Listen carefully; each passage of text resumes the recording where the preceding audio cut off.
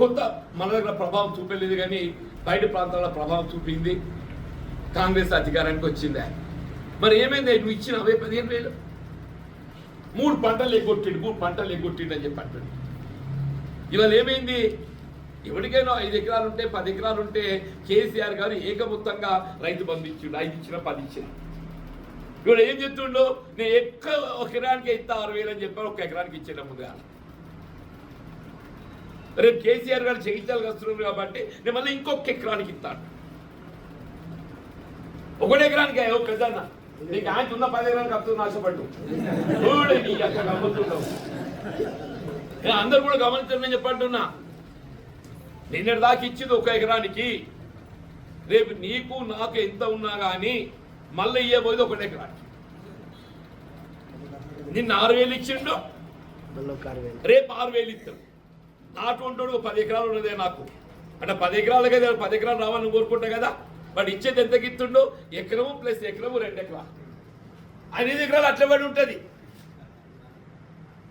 వాడు చూడు కథ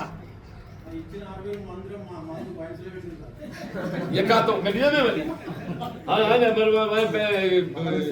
అది కూడా ఆడే పెట్టారు, బెల్ట్ షాపులు పెట్టిస్తారు ఊరికి. అంటే నీకు కార్యక్రమం అమలు ఎట్లా కూర్చో చూడండి అని చెప్పంటూ నేను. ఆడబిడ్డల కళ్యాణ లక్ష్మి ఎవడు ఆలోచన చేయలేదా?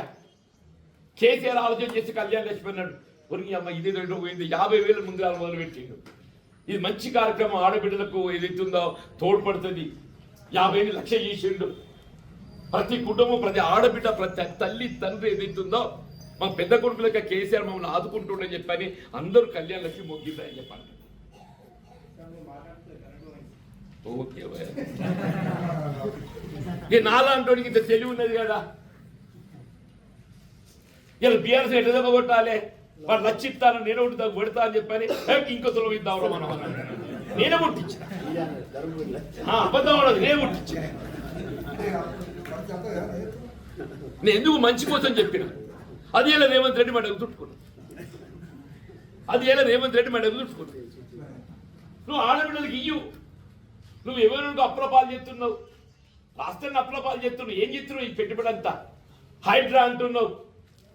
హైడ్రా అంతా నీ పెట్టుబడి సమకూర్చుకున్నా రియల్ ఎస్టేట్ వ్యాపారాల కోసం హైడ్రా జరిగి తెచ్చిందా? ఆ మూసి సుందరీకరణ అంట, మూసి ప్రక్షాళన చేయాలంటే అటు సుందరీకరణ చేస్తాడంట. రాఘవ కన్స్ట్రక్షన్ అన్ని వాడు చెప్తే కదా. ఏది కూడా అమలే కార్యక్రమాలు ప్రజాహితంగా